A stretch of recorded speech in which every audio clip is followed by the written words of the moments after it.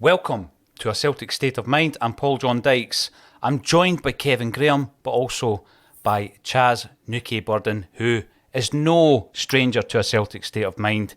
You have appeared on the channel previously, Chas. It's an absolute pleasure. You're joining us for a charity weekender. How have you been?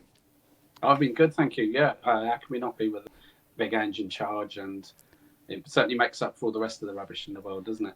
It does. I mean, Big Ange being in charge, the journey that we're on with Postecoglou, we'll be talking all about that. We're also going to be talking about football as an art form. I think for many, many years, and I'm going to ask you this first, Chas, I think some people look down their nose at football. And what we have now is we've got a real host of artwork, literature, poetry. We've got it on the stage, we've got it in film. When do you think that attitude changed towards football? I think the attitude was probably always there in many ways, but I mean, obviously, everyone always mentions 1990 as this great sort of turning point in football. But I think, to a large extent, a lot of the stuff that sort of changed then was kind of like just became apparent. It's not as if this sort of new breed of or this football fans sort of changed and suddenly became these sort of civilized people when we were previously barbarians, which is this whole commentary, like the subtext of it. So I always try and avoid sort of going down that sort of road. But certainly when it started crossing over with music and, you know, really good music, I think that was a big sort of moment. But I think it's always been artistic, and I think the great players certainly see it that way. As you know, because we've talked about it before, I was ghostwriter for Dennis Bergkamp for like 2 years, so I really got inside his mind. And he talked about it when I talked to him about great assists. He liked to talk about assists much more than he liked talking about goals. And when I talked to him about assists, he'd look off, always the same sort of in the same angle, and he'd actually say out loud, "I'm just making a picture." And then he said, when he's playing, he literally freeze frames. So he's, you know, just outside the box, you got Thierry Henry there, Freddie Ljungberg's running in, you got all the opposition defenders, the crowd, the goalkeeper, everything, the whole distraction. And he said he would freeze it for a split second and make a picture, was how he put it. And that's where the ball has to go. You need to slide it to there, and then Ljungberg can sort of run through. And I think, you know, the making a picture, that's art. And certainly of all the players that we've sort of seen in our lifetimes, Dennis Bergkamp would be one of the ones who was sort of spoken of as artistic. Just a little side note, just as I mentioned him and assist, one of the favourite things he ever told me was he said, for him, the best assist is one obviously lands with the striker, the player who he's passing it to. But he said the perfect assist is one where he does that, but the defenders thought at first, because of the weight he put on it, that they were going to be able to intervene, but that they weren't able to intervene. He said he literally wanted to, the perfect assist was one that gave the defenders a split-second hope that they were able to intervene. I mean, what a lot to be going on in his head. You're right. The artistry is incredible. And you were talking about getting into Dennis Bergkamp's mind. What was his state of mind at that point, Chas? It was actually quite a difficult time for him, most of it, because it was around the time that he was quite often, it seems sort of crazy looking back, because we forget about the harder times that star players often had. A lot of them went through a dark time, and he was quite often on the bench at that point, and he was actually he had quite bad relations with the club, you know, which he talked to me about, and he was very unhappy about a lot of things. And I think part of it was I think they were trying to push him into going to the away matches in Europe and up north, and he was sort of missing some. And I think there was an element perhaps of freezing him out a bit to see if they could bully him into it, which there was absolutely no way they were going to. Then it got to 2002 when Arsenal won the double at Old Trafford, and you know, and all that. And then by then he was back in the reckoning, and it's no coincidence that, having been frozen out, it was when he came back in that Arsenal started picking up serious silverware again. So he was quite sort of dark, you know, in quite a dark mood quite a lot of the time, and angry quite a lot of the time. What I found about him was when his agent signed him up with this company that I was working for, where he sort of hosted homepages for footballers, he said to us quite openly, he said, "You will get nothing out of him. Like, all of the different requirements are part of it." He said he just won't do it. He doesn't do things like, you sign him up with Reebok or something, and he's got a 4-year deal where he has to do 8 interviews, and he just won't do them. He doesn't like doing things like that. So I went along on the first day, and I just thought, I've got nothing to lose. So I was just, you'll be amazed to learn, you know, seeing my demeanour on Twitter. So I just absolutely just fanboyed him. I mean, borderline fangirled him. And I was just like, just left him on no illusion that this was a mind-blowing experience for me, that I was so happy to be there, and that I thought he was, an absolute king of football and all of that. And I think that passion, and, I was in my late 20s at the time, but to look at, and certainly intellectually and mentally, I was more like a teenager. And I think that he liked that as well, because when I used to go around for shoot, like interviewing football players and going to press conferences and stuff, I'd noticed that I'd quite often be sort of surrounded by sort of men in their 50s and their 60s with enormous sort of waistlines, which there's nothing wrong with. I'm heading that way myself now anyway. But I think the footballers found it hard to be interviewed quite roughly by these men. I think the footballers would look at them and think, who are you to sort of talk to me about whether my fitness is up to scratch? So when I turned up like a big kid, I tended to get along with them. That's really interesting, that, because, again, Kevin, you've spoken to footballers as well, and I always think there was a relationship back in the day with a lot of the guys I've spoken to for the various books, whereby there was a real relationship where they might meet up in a boozer, and both player and journalist would be having a pint or several pints and talking about the games, etc. And also they would use that to their advantage if they wanted to put it out there that they were maybe unhappy or they were looking for more money or a move. And now there's a different era, Chas, where you've got these ultra professional athletes, but they're in a room perhaps where some of the journalistic tendencies were still there, the heavy boozing and all that kind of stuff. So maybe they were moving away from having that relationship. So it's interesting that you yourself, as a young whippersnapper, were able to go in there and create relationships with players. Did you just see it as a challenge, though, when his agent said to you, "Oh, by the way, Chas, this guy's not going to want to speak to you"? I saw it as a no-lose situation at that point. I just thought, there's how can, and he said it in front of the boss, and I thought, well, in a way, it was a perfect out. It's like, I'm either going to go along and get along with him, or I'm not. And I've already don't need to explain it to my boss, because his agent has already said it's not going to happen. There were some players, we ended up covering about 80 players, having about 80 players' homepages. There were some that were difficult. Weirdly, or maybe not weirdly, in all my experience, the ones that are difficult are the ones, it's sort of inverse, as in the ones who are lower down the league and less fame tend to be utter divas the moment that, you sit down with them. And the ones who are like superstars tend to be quite easier. But I suppose it's because to get to the superstars, you have to go through so many hoops and filters and layers that they know that if you're there, that you're not going to be, that you're not who they don't want to see. The agent would filter out anyone who's not going to get along with them. Yeah, definitely. You mentioned 1990. I'm going to come to Kev Graham, because Kevin has occasionally worn a World in Motion artistic impression on a T-shirt on Acsom. You got some stick for that, actually, but I mean, come on, it's part of Celtic history. John Barnes rapped on that tune and he managed Celtic, so there is a Celtic link.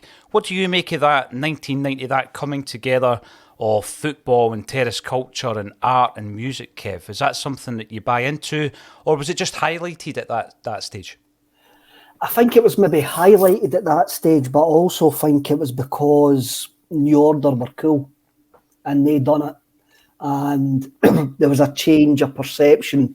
Sky at that point was going to make it nice and big and glossy. The English Premier League was going to be this. Sky were getting involved in it. I've just actually listened to a podcast with James Brown, who was the editor of Loaded and the NME, and he mentions it was early 90s that when he's a Leeds United fan. And he says like that. He says he'd be speaking to booking agents and people in the music business. He says soon after New Order done World in Motion, he says guys who you didn't think were interested in football were talking to you about football.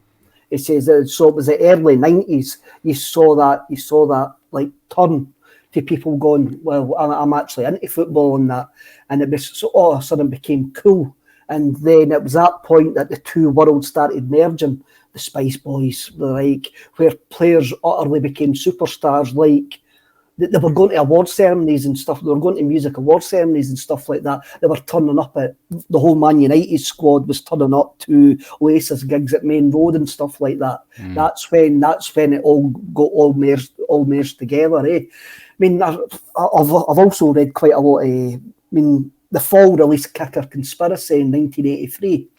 And as Marky Smith points out, one journalist says the fall must be running out of ideas if they're releasing Kicker Conspiracy. Talking about football, who talks about football? Only Yobs and Oiks talk about football.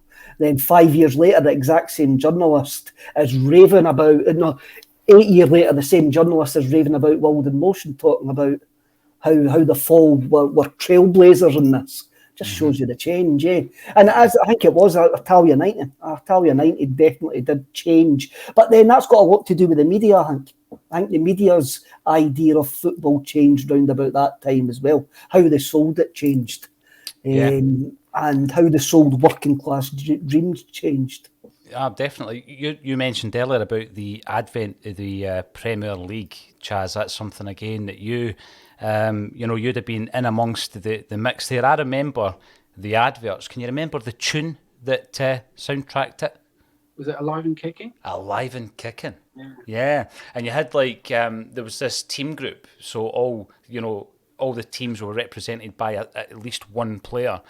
And they were all coming together for this team group. So you had, and I think it was Spurs had Gordon Jury. And I remember him, getting ready for this team group. And the song was Simple Minds, Alive and Kicking. Absolutely. So there's that merger of music and football. And there was Razzmatazz you mentioned about some of the was it the Man City or the Man United squad going to the Oasis gigs? Going to Main Road. I remember being at a Happy Mondays gig in the 1990s, and there was Peter Schmeichel and a young David Beckham standing watching the Mondays that night as well. It's the birth of celebrity culture, eh? Really. When you look back on that, it's the birth of people becoming... The only people that are public property that I can remember before that time were royals, even though we all didn't like royals here, but they were public property. But by the time you got into the 90s, everybody was public property, and it probably started with Gascoigne. Gascoigne was probably the first crossover then. Before you get it, you've got Lee Sharp, Ryan Giggs, all the guys that are coming who became celebrities in their own right. And right, we could have Best was public property, but not to the same level. The world was changing. Everybody was getting closer in the 90s, eh? But it peaked in 1996. Euro 96, it peaked. Really, that's when. From that point on, there was no turning back. It's interesting. It was always going to be linked after Euro 96. It really is interesting that we keep talking about music and football, and the fact that we've merged them, Chas, to release a charity single, which we're going to be talking about throughout this particular discussion. But what really amazes me, we've got Kevin Graham on the show, who's a published poet and who does open mic nights and spoken word nights. Kevin, you've done quite a few. We'll be talking about that. But Chas, I keep saying this to you every time I chat with you. I'm amazed at your bibliography, the amount of books you have written. I just came off the back of a 7-year stretch. That was writing a book. I wasn't inside. And it took me 7 years to write a book. I'm amazed at how prolific you are. Tell us a wee bit, like a potted history of your own background in writing books, your most recent adventures in doing that as well. Well, where the sort of the speed and the pace comes from is when I started writing, it was for a magazine called 90 Minutes, which was very much in the vanguard or in the centre of what we've just been discussing, that sort of crossover between music and football. A lot of the editorial team had actually moved down to 90 Minutes direct from NME, which was the floor above us. But the reason why I mention that is I remember the editor, she said to me one day, "You write really, really quickly," because I was doing work experience, and she said, "Oh, can you do I remember it was Ray Wilkins of all people." She said, "Can you write us a profile of Ray Wilkins? Here's like the cuttings file, just put together a profile of him." So I sort of flicked through a few, read up. I read quite quickly as well, and then just wrote a profile. So I went and knocked on her door, and she said, "What's wrong?" And I said, "Oh, nothing. I was just going to say I finished it." And she's like, "You finished it?" I was going to be spending the week writing it. So then she gave me another one to write and another one. And then eventually I went home that day, and she said, "You've done like 2 months worth of work experience in one day." And she said, "You write really, really quickly." And obviously anyone can write quickly, but she was saying, and that they were publishable sort of articles as well. And so having spent a lot of time in journalism after that, probably about 12 years later, I suddenly thought I need to move into a form of journalism where this particular skill that I seem to have of writing quickly will be of benefit. And it really felt like books would be the one, because if you can write books like much quicker than most other people, then you're going to be able to have more of an output, and you're going to be more attractive, I guess, to publishers, especially when I was writing in the sort of celebrity realm where, you know, they'd sometimes want a biography of a celebrity very, very quickly. And so I'd have to sort of go from, you know, scratch to opening up a Word document to delivering a finished book, you know, very, very quickly. And so that was really what sort of part of the reason why I went into books. It was also because, you know, I just feel like if you write a good article for a magazine, it doesn't matter whether the magazine sells 1 million copies off the back of that or 10 copies, you get paid your fee for the article. Whereas with books, obviously, with a lot of the book deals, not all of the ones I do, but with a lot of them, you are on a royalty, and therefore, you know, you are sharing in the spoils of your success. So I think the two books wise that I really like were the two my two running books, which is Running Cheaper Than Therapy and The Runner's Code. Those are my two most recent books, and they were good fun to write. But I would say one thing, like, not that you were attacking yourself, but to defend you against yourself.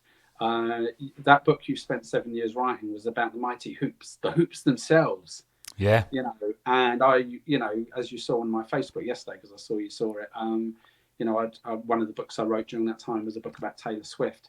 If I was writing a book about the mighty hoops rather than Taylor Swift, I dare say it would have taken me maybe not 7 years, but it would have been a different proposition and a different, you know, level of connection with it, which might have meant that I would have wanted a lot longer for it. And also that book was your baby. Presumably, Paul, you went to a publisher and said, can I write this? Well, it was my baby. It was my baby, Chas. And the way that actually developed was very interesting, because I had written a book about Neely Mockin, and it was a biography, and I felt a real sense of kind of like pressure because he's such a legendary figure at Celtic. You know, both as a player, as a coach, and then latterly as a kit man. And when he was a kit man, he also looked after the young players coming through, who were at that time called ground staff. You know, there was no academy, so they would actually have staff in the ground doing the washing, cleaning the boots, all that kind of stuff. But they were also Celtic young players, and Neely looked after them. So when I was writing that book, I got quite close to Neely's son, also Neely. And it was then that I realised, Chas, that young Neely had inherited his dad's vast collection of Celtic memorabilia. And what he had done as a kit man is there was a tradition of swapping kits, particularly in European games, but also in friendlies and testimonials with the opposing kit man. So you had a scenario where Neely had come into contact with every European opposite number from 1964 to the day they died in 1994. So you had this unbelievable collection, but you also had the foresight, and I think it was foresight, to keep a jersey from every Celtic home and away and third, you know, over the years. So you had this unbelievable collection, as well as medals, jackets, tracksuits, training gear, unbelievable. So when I'm writing the biography, I'm looking at this collection and I'm thinking, this is history. And I always believe history has to be captured, be that in an archive, in a museum, or indeed in a book. So without knowing where it was going to take me, I just said to him, I'm going to bring in a photographer and we're going to take a couple of days just capturing all this. And I started sharing some of the pictures on Twitter, and we're going to be talking about social media and how that's impacted football, writing and everything else. And it was from that, Chas, that a guy called Simon Shakeshaft, who's an absolute expert when it comes to football jerseys, he got to notice that I was doing the Celtic book. He'd done an Arsenal one, and he says to me, you know what, my publisher might be interested in doing this. And it was from there that I got in tow with SP Vision, who I've got to say, their patience is unbelievable, because they have waited a long, long time on this. But that's where that came about. But it became quite an obsession. I think, with the jerseys. And then you've got this whole host of Celtic authors and historians who get interested and also show a lot of support to any aspiring author or anyone who's working on a project. And you feel a bit of pressure from them as well, Chas, because you think, I've got to meet the standard, because some of the guys, you think you know about Celtic, and then you meet Pat Woods and you realise, wow, my knowledge of Celtic's a speck of dust in a desert, compared to Pat. So you don't want to get anything wrong, and then, it goes from there. So that, for me, was a real labour of love. And to finally get it finished was just it was a relief, but also a joyous moment, because I'm then excited to see the thing and actually have the book in my hand. And one of the best things that's ever happened to me, right, and it's not just being too sentimental about it, is when I was younger, I think back to my love of Celtic, and it was never pushed upon me. My dad didn't want to take me to the football because he went to the football with his mates, and you didn't really want a kid tagging along. So I don't think he ever pushed me into the Celtic thing, but I always had this allure for Celtic because my old fella would go to the games, and there was a real, no attention, but there was during that entire day, it was all kind of centred on that my dad going to the game. People would come and pick him up, and it was my mum's cousins and uncles and brothers and all that. And it was an occasion every single Saturday when my old man went to the game. But what would happen, Chas, is he would go to the game and he would be looking like a shiny penny with his double denim and the Celtic scarf and the hair all done. I mean, he had the same hair then as he does now, which is basically a Tommy Coyne 1993 cut, right? Ginger, the lot. And he looked pristine. But then when he came back, he'd obviously had about 12 pints, he stank of booze, cigarette smoke, and Wrigley's chewing gum. And he would go into the inside pocket of the denim jacket and produce this programme. And it just, the allure of Celtic was kind of growing by the week because I couldn't go and watch them. Now, I was only maybe 4 or 5 at that time. This was at the time where Charlie Nicholas, the real Charlie Nicholas, Champagne Charlie, 1983, scoring 50 goals. This young kid who incidentally had come through the ground staff with Neely Mockin. And I remember, watching the football results coming through, thinking, my dad will be in a good mood because Charlie scored a hat-trick and we've won the game and all this. So the other night there, as I say, a wee bit of sentimentality, my wee fella was saying to my wife, I want my dad to sign my book, right? Because it's a coffee table book. It's quite a big thing. And he was going on about signing this book, and I'm thinking, this is bizarre. So anyway, I got home. He says, I want you to sign it. And I said, right, where about? And he wants me to sign it on the cover. Oh, fair enough. It's a Sharpie. I'll sign it there, no problem. So I did it. And he's gone, right, because he's got the same name as me, he's going to practice his signature. But he sat there and he was looking through every page, telling me the jerseys he liked, the ones he didn't like. And he starts reading it. He's 6. And I thought to myself, well, if that's the introduction to Celtic, because I've never pushed it on him, if that's the introduction, great, through the power of literature. And I think that my passion when I was younger, a big part of that was just through the power of literature. I used to stand for hours in the book section of, let's say, Waterstones or John Menzies, Chas, and I would go to the Celtic section. And every book I picked up, I'd go to the index and I'd find the pages where George Conley appeared, and then I'd read those in the shop. And then every Christmas and birthday, I would get the Celtic books, and I was just absolutely hooked on Celtic literature. But it also came through the pages of Shoot, Match, Roy the Rovers, the Celtic View.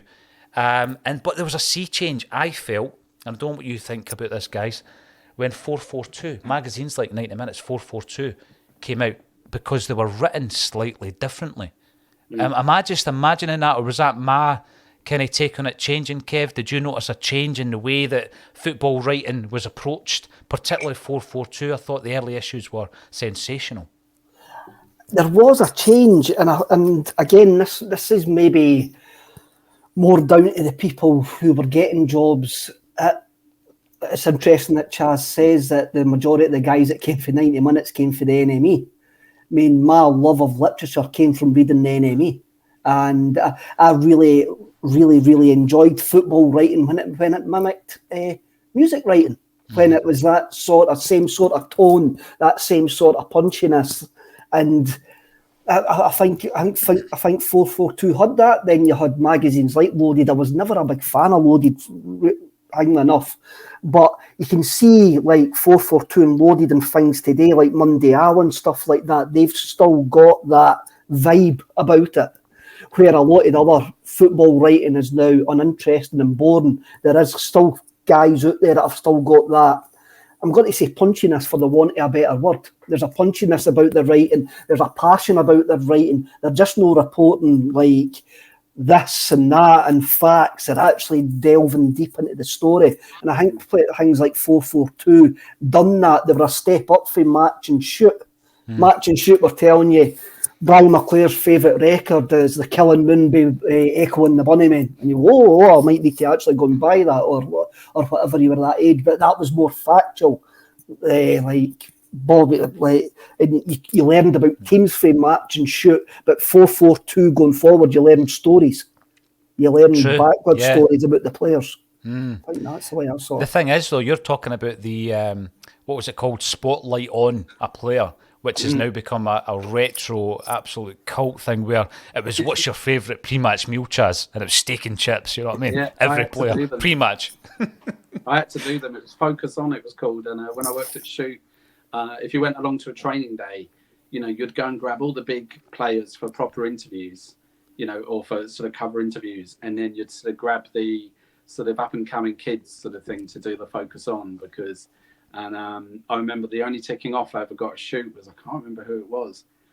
It might have been Dennis Bergkamp, actually. It was but before I knew him, and I did a Focus On with him. And I got back and they said, what the hell have you done a Focus On with Dennis? Nobody wants to read, what Dennis Bergkamp's pre-match was. We want to talk to him. We want to put him on the cover. But I always enjoyed that. And then there was the other way that we'd get them would be like a quid pro quo. So you'd write to an agent, you say, can I have access to whoever that agent's top player is? And they'd say, yeah, if you do an interview with, their reserve left back at Wigan. And then I'd say, yeah. And then we'd just do Focus On with them. And then we've got that bit ticked off in the mag. And as a result of that, you get, and it's sort of everyone's happy. But it's exactly what Kev said about 442. It was that depth and it was that slowness. When you opened up turned to a feature in 442, there was just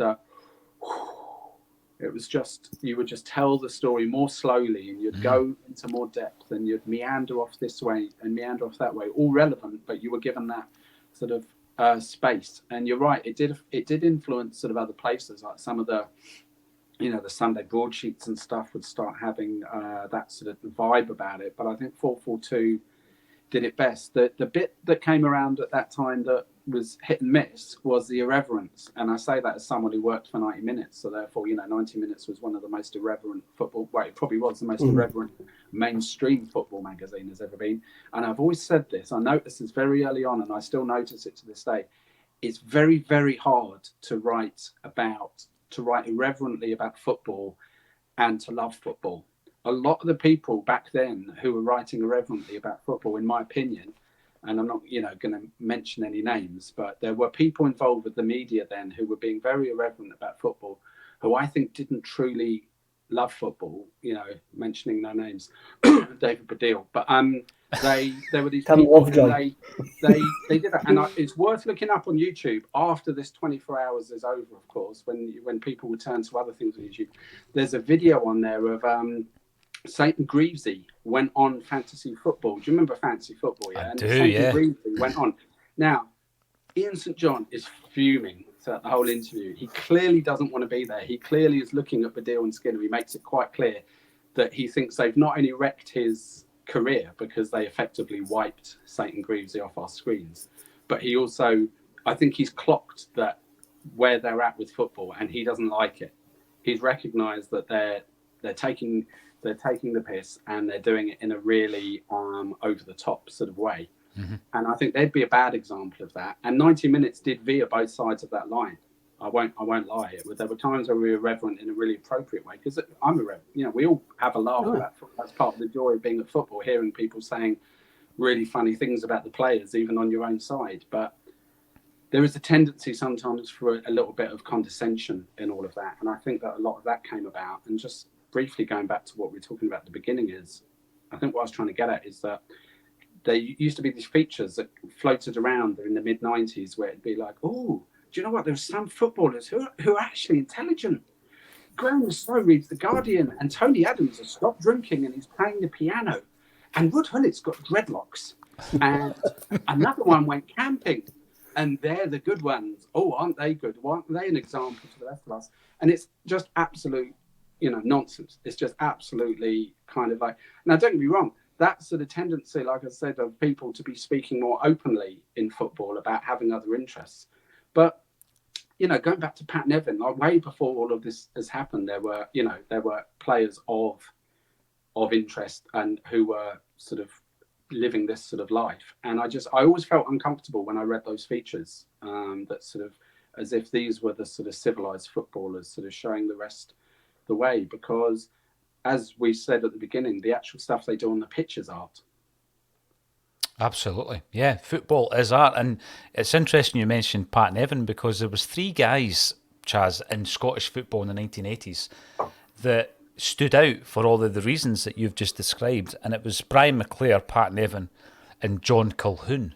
And how dare they have an interest in literature, politics and music, because that was all, all 3 of them had these interests, and it set them apart. And every other footballer must be absolutely thick. And that was almost the attitude that they had on these 3 players. And I've had the absolute pleasure of speaking to all 3 of them. And they are very, very interesting individuals. But I think sometimes it would be really good to put them around a table and record their chat and see where that goes. And I wonder how much of that would actually be on the football side of things. Pat Nevin was in here, and he was talking about when he played with Chelsea and Everton, if they were ever playing Man City or Man United, he would stay an extra night and go to the Hacienda. He became friendly with Tony Wilson. One of his best mates was John Peel, and he still DJs and all this to this day. I love the fact that you used to do that Focus On feature, Chas, because it was one of my favourites. And I used to love Celtic ones where it was, what's your favourite second team? Celtic reserves. And that was like Peter Grant, Tommy Burns, Paul McStay. That's the type of players that we're talking about. It's a question that they always used to ask that they wouldn't get asked today. Who would you like to marry? Or who would you like to take on a date? Like, and they wanted you name like an actress of that time. You wouldn't get away with asking that question today. I know. A lot of them. It just shows how much you change. It's interesting, Chas, that you say about the poking fun at football. I think real football fans can poke fun at football when it comes through in the writing, because they know. I love and hate football in equal measures in the space of 1 minute, and I can be as irrelevant as anybody. But I love football. But I think it's the bandwagon jumpers. I think that's where we have a wee go at Badil and Lovejoy, the guys who try to make it fun and banterish and loaded-ish at that point. You could tell that they were jumping on a bandwagon because it was cool to actually jump on a bandwagon.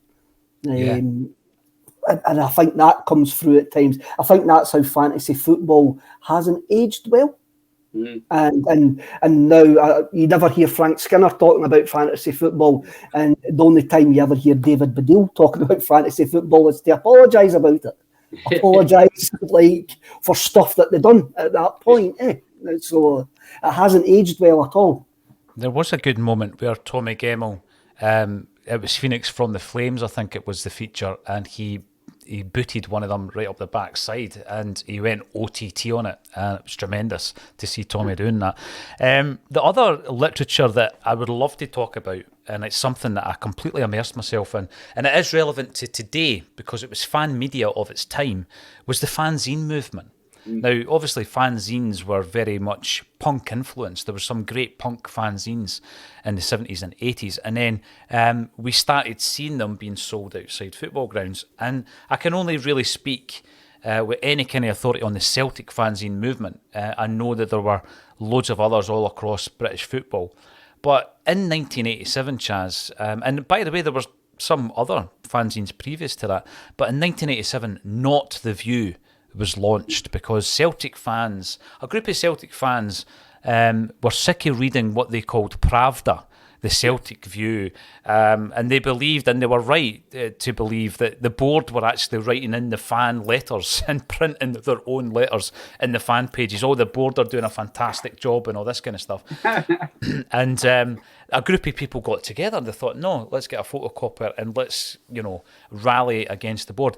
And interestingly, they were so forward thinking that they were talking about, a PLC. They were talking about going public in 1987. It didn't happen until Fergus McCann came in. What would that have been? 7 years later. They were talking about the stadium, the fact that we had a board of directors that were no way going to be able to do what, at the time, Rangers had done with Ibrox. Celtic Park needed completely rebuilt, and there was no confidence that the board we had at that time had the business acumen to raise the funds to do it. So let's talk a wee bit about the fanzine movement, Chas. How important was that in the 80s and the 90s? And also, did it give us a kind of sign of things to come with the fan media movement that we're now part of? Yeah, because I can speak directly of my experience with Celtic in both of those eras. So, I won't tell the whole lengthy story again, but I got into Celtic because I was campaigning for the Birmingham Six, and I used to travel around the country to go and visit the guys and to do protests. And I travelled around with these two guys who were just mad about Celtic. I mean, you Paul, particularly, like, your life is around Celtic fan media. You must talk about Celtic 24 hours a day, and yet you barely mention them compared to these guys. Even who you were talking about earlier, nobody would talk about them as much as these guys. And I used to hear it all the time. And I was an Arsenal fan, so I was a big football fan, but I had been all my life. But I didn't really at first know who these people are talking about, like Lisbon Lions, Paul McStay, and I'd hear all these sort of names and started looking out for the score at the weekend, and I thought, oh good, they'll be happy, or oh, they'll be in the mood tomorrow, or whatever. And then when I heard more about the roots of the club and the heart of the club and how it came to be and all that, I was like, this club represents to me my worldview much more than a club whose roots were the bloody British Army. Do you know what I mean? As in Arsenal. So that was how I became a Celtic fan. There's a lot more to it, but I don't want to tell the whole story again. But these fanzines were a lifeline for me. I subscribed to Not the View, Once at Tim, and also I did subscribe to Pravda itself. And I always loved the fact that they called it Pravda in Not the View. It was one of the first things that really made me laugh when I started reading it. And it was just an absolute lifeline, because not only the posters and stuff I liked in Celtic View. I liked all of that. But in terms of the actual words, it was all about what was in the fanzines. And I ended up writing to Celtic View and the fanzines and sort of saying, is there anyone who can help me out? It's a pre-digital age. Is there anyone who can help me out with some VHSs of matches? I'll send you the blank tapes and all this, so I can. And it was just this, the postman's back nearly got put out. He was bringing so many, because that warmth and love of the Celtic fan base. A lot of them came from Northern Ireland, and in the early 90s, getting package after package with Belfast. I was always a little bit nervy for my family, but I used to sit and watch the St Patrick's Day Massacre game over and over. It's still my favourite. But I love the fanzines then, being far away geographically and all of that. And it's the same now. I love, watching Acsom and some of the other fan media. And I love, again, I think it's great for people who live in Glasgow and who go to all the matches, don't get me wrong. But for people like me who live, a fair distance away and don't get to go all the time, it's just absolutely perfect. And, there's such a range. There's so many Celtic podcasts now, and there's such a range. There's somewhere, you know that you'll be laughing throughout, but there's somewhere it's more sort of serious. In terms of what it's done for the game and sort of how we consume and relate to the game, I think they just gave a lot of people permission to just be, what Kev was saying, that, the real football fans can be irreverent and can do all of these things, because we know that at heart, there's no better way of showing a person that a friend that you love them, and having a bit of banter with them, giving them a bit of needle. That's often, especially with men, it's a way that we show that we care about each other, by being rude to each other in that way. And so I think that's what fanzines did back in the day. And I do think, because I used to read fanzines of any club. I used to go to the shop Sports Pages, probably around the time you were going to Waterstones and John Menzies, and there was a shop called Sports Pages on Charing Cross Road in London, and they had all the fanzines there. and loads of football books. And I would buy any good fanzine, whether whatever the club was. And I never read one that was, I think, better than Not the View. It was just so funny. And I ordered a load off eBay the other week, and I got them, and they were every bit as good. I thought I might read them and go, oh, I don't know why I like them, but they were, if anything, they were better than I remembered. They're brilliant. And the fact that it still is published to this day, I find sensational. So it should be no surprise then, Kevin, when you watch the fact that Not the View, and I'm trying to think which magazine it was, they used to have a chart, and it was the best-selling football fanzines in the UK. Not the View was always in the top kind of 5, and there was a few other big sellers down south. So it should be no surprise that Celtic fans did it well in the fanzine age, in the analogue age, and they're doing it well in the digital age, Kev. Like Chas says, there's something for everybody. If it's a bit of humour or a bit of balance or whatever, you can watch some or all of the podcasts, for example, or the broadcasts. But I think that in time, there are blurred lines, and I want to talk about that. But before I do that, I don't want to leave the books behind just yet, because I think that Celtic as a club have got a canon of literature which, correct me if I'm wrong, but it could well be unmatched in British or maybe even European football. Every single year there's a dozen books come out on Celtic. It's incredible that people still have, certain subjects they can write about. You think to yourself, surely that just about everything's been covered. And I do believe there are a few books out there that should still be written. So I'm going to ask the pair of yous in terms of Celtic. One of them obviously was the history of the strip, which has happened, and I had to change the title because there's a whole series of these books, and it's the Arsenal shirt and the Spurs shirt, and I said, no, we need to call it the Celtic jersey, because the famous quote from Jock Stein, and I always call them jerseys. So if there was a book, Chas, that you think has to be written about Celtic, be that a history, a biography, a period, whatever it may be, what do you think the book is? Probably Johnny Hayes' The Glory Years. No, I would say... I still, as you know, we've talked about this before, but I'm still really disappointed by how things turned out with the plan for the Paul McStay memoir, because I would walk, through fire to read that guy's sort of story. And obviously the way he went about it, it was actually quite awkward. It sort of didn't work out. So I think that would be a great one.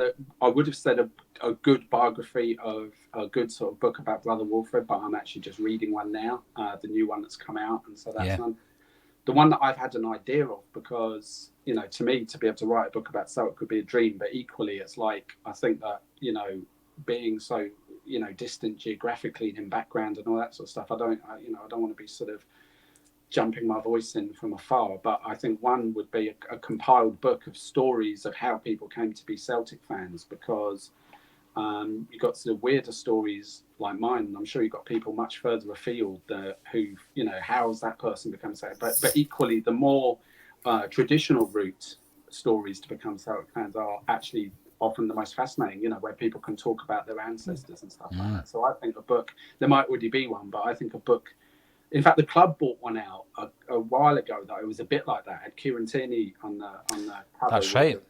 And that had a few stories like that in it. But I think a really sort of one that goes in depth with lots and lots of stories of how people became, how different people found themselves standing and now sitting in Celtic Park and watching matches, from the very close by stories of somebody, who grew up in the area, and there's traditional sort of Celtic fan tradition, and it's been passed through the families to people in goodness knows where, Tokyo and Australia, who've become Celtic fans. I think that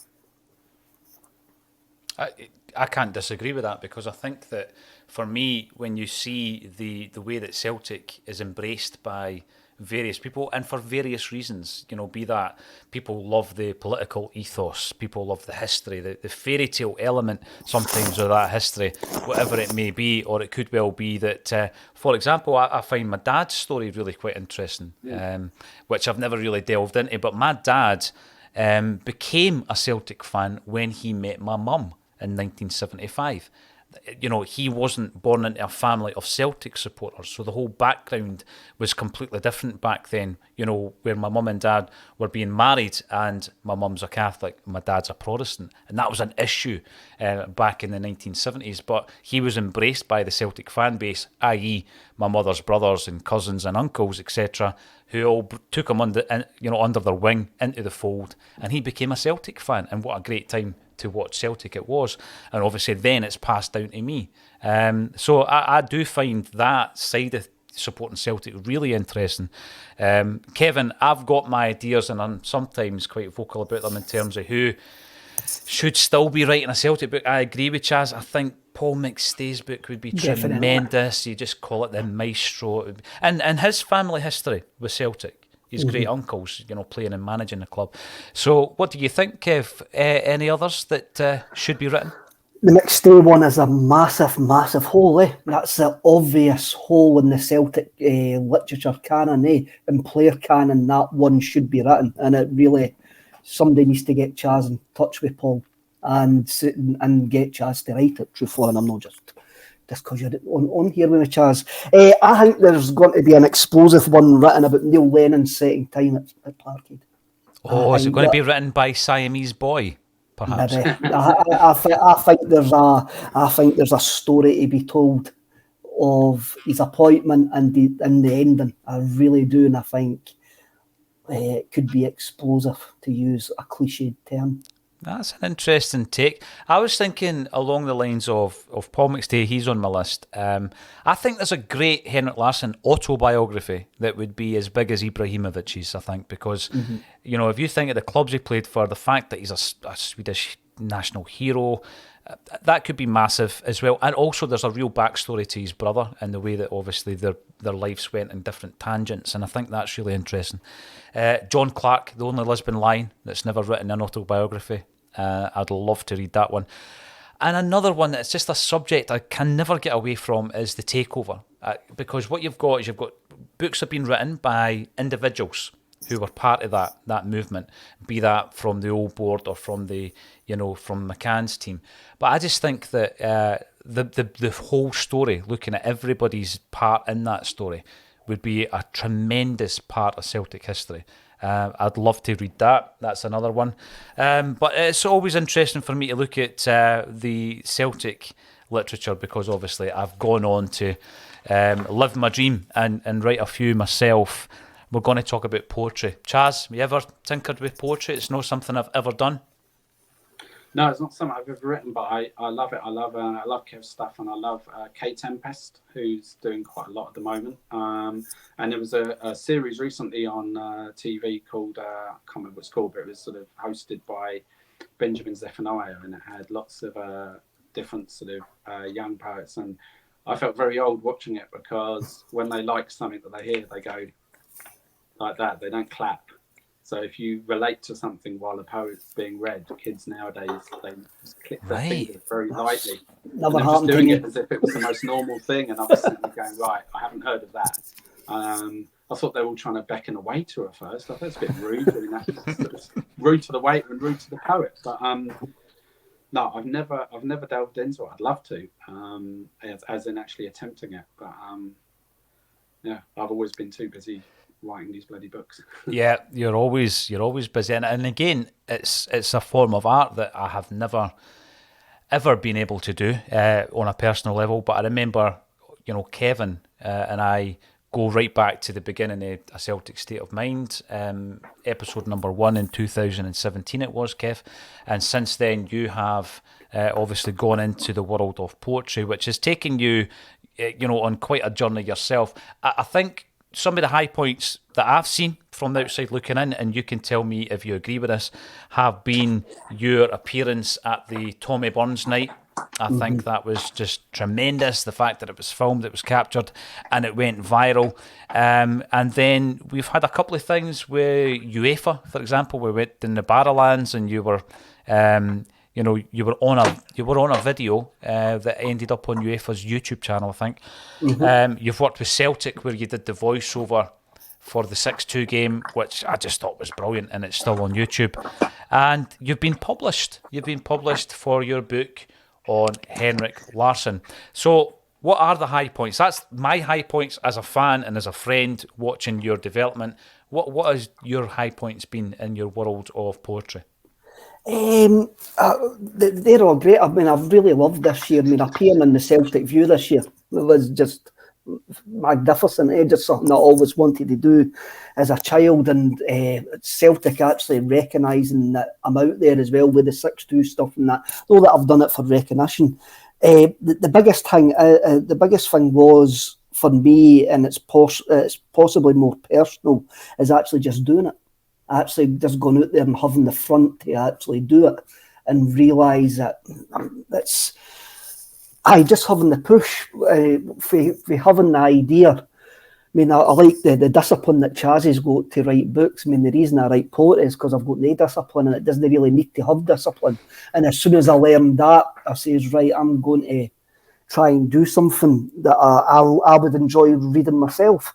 And it's a very selfish thing that I actually do. I actually write stuff that I would enjoy reading myself, and hopefully other people like it. But for me, there's personal highlights, like the Tommy Burns thing's brilliant. Doing the Tommy Burns supper as well for the family, and that has been utterly magnificent. And the amount of people that I've met, the amount of good people that I've met. But I see it as more as a personal development for me. I wished I would have done it when I was younger, but I don't think I could have done it when I was younger. I don't think I was probably in the correct headspace to do it when I was younger, but just to actually put myself out there and actually do something like this, do poetry, is because it is a very maligned art form. It's very, people say it's posh, and I've done gigs this year, and I've had people come up to me and go, "That's no poetry that you do. It's this and that," and I didn't really give a monkeys anymore. I really don't. I really don't, and I'll keep on doing it. And I think it's the sort of personal development in me, really, that I've, and obviously the support that I get for everybody as well. I love surprising people, and when you do a live gig and somebody will maybe come up to you and they'll go like that, "Oh, I didn't think I would like that, but I really loved that." Even if it's only one person out of an audience of 100, I see that as me doing my job. Well, When Kev, you're talking about personal development, and I think that the fact that you've done festivals and you've done, live events, and sometimes they're in scenarios where you think, right, you're in a pub full of people who have been drinking for a few hours, and you're in the city centre of Glasgow, and you're going to go up and recite some poetry. I think there's a bravery there as well. Because, I don't know if that's what they expect to see, because generally speaking, what you'll get is maybe a Q&A or someone playing some traditional Irish folk music, but then you bounce up and you do a bit of poetry. And so I think there's a bravery there, and fair play to you, and you have been published, I keep saying that. So there is only one book on the planet which is a book of poetry on Henrik Larsson, and it's you that has written that. How's that been? I mean, obviously you ended up in the Celtic View on the back of that. You've been on the Celtic YouTube on the back of that. Has that opened more doors for you? It probably has. It's made most people realise what I've done, and it's just having your name on a bouquet. It's just that it's very, very special. It has opened doors because I can actually then go to somebody. Have you got anything to sell? I've got some. I've got that out. That is out there. That's out there forevermore. And I do like the fact that it's been bought by Celtic fans who, in no other shape or form, would buy a poetry book whatsoever. They would actually never go near a poetry book. I also like the fact it's unique.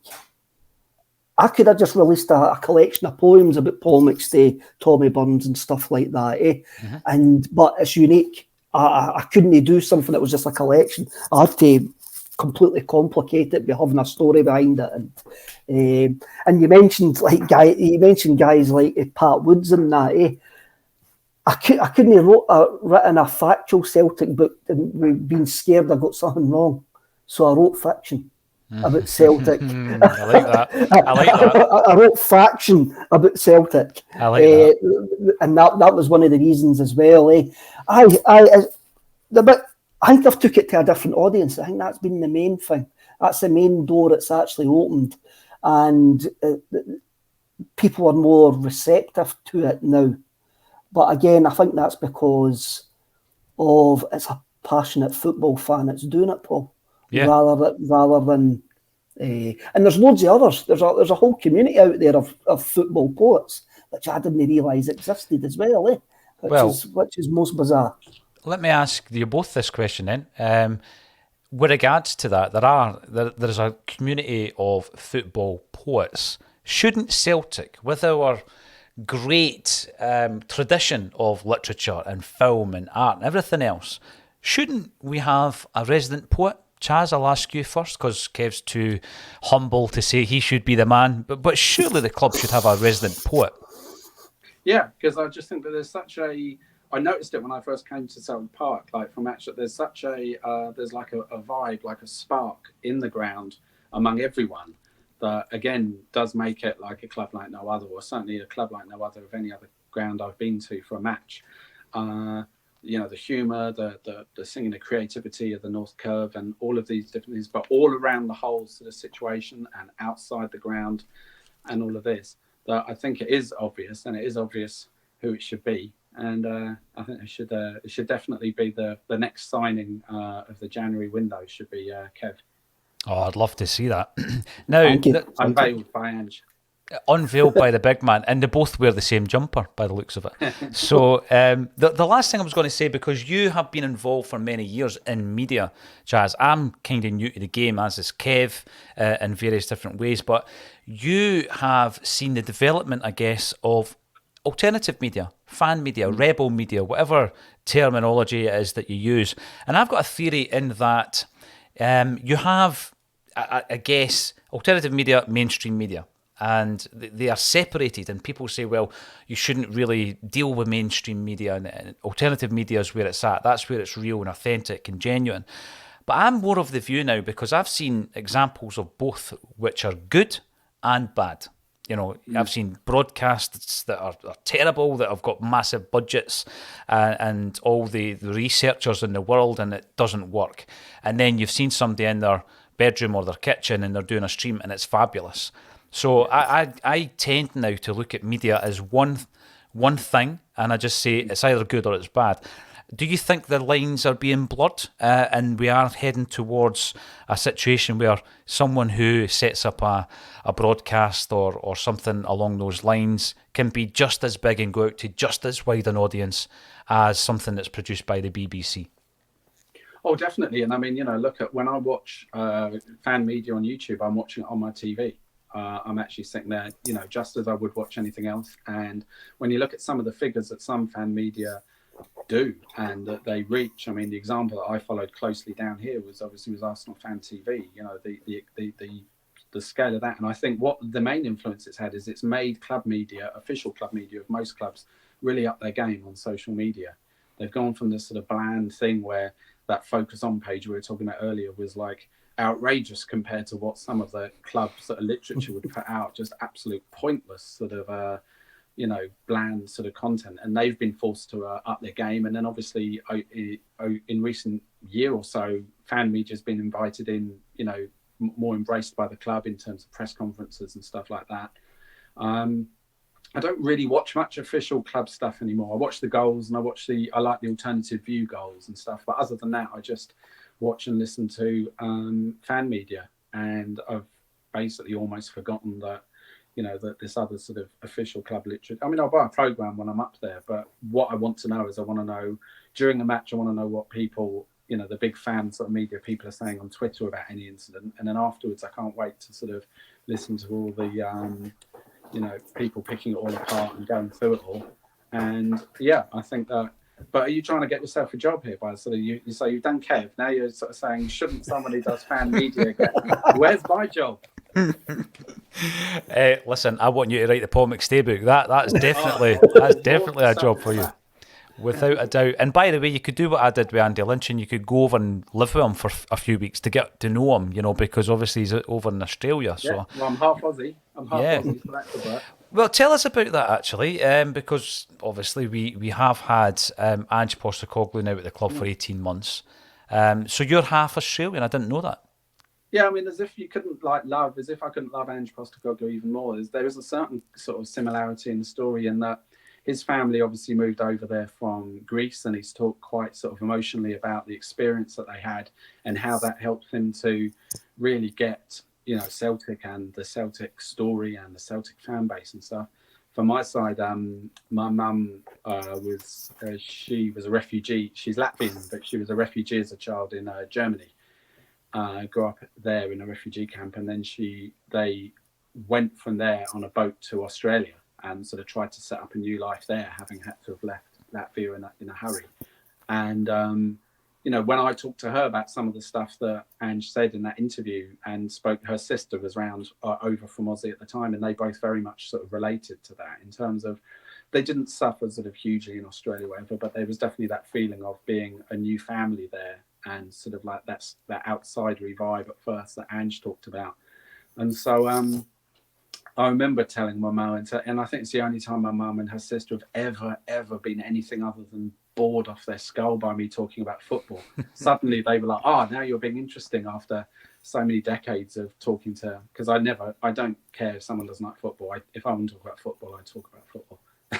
That's what I am, and I pretend I can't see their face getting more and more bored. But that family similarity, and maybe I've never really thought about it till now, but maybe that's partly why I feel that might be part of the story of why I feel a sort of connection, because even though I was born long after all of these dramatic events in my mum's life were over, perhaps it's sort of somewhere in my roots there's a sort of a small connection sort of with it.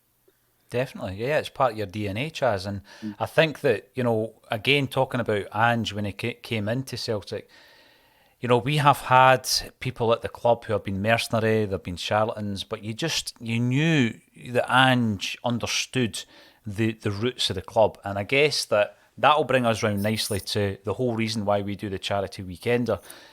This is the third annual time that that we've actually done it, and it's basically to raise cash for people who really need it, particularly at this time of the year. And we're focused on St Mary's in the Carlton because it was in the church hall, which is no longer there, unfortunately, behind the chapel that Celtic were formed all those years ago in 1887. So we have recorded a song, which is the main fundraising initiative, and it's been recorded by the Wakes featuring Carly Connor. The song is called The Glory and the Dream. You will remember that the unofficial history of the book, of the club rather, was written in a book called The Glory and the Dream, which was my Bible for many years.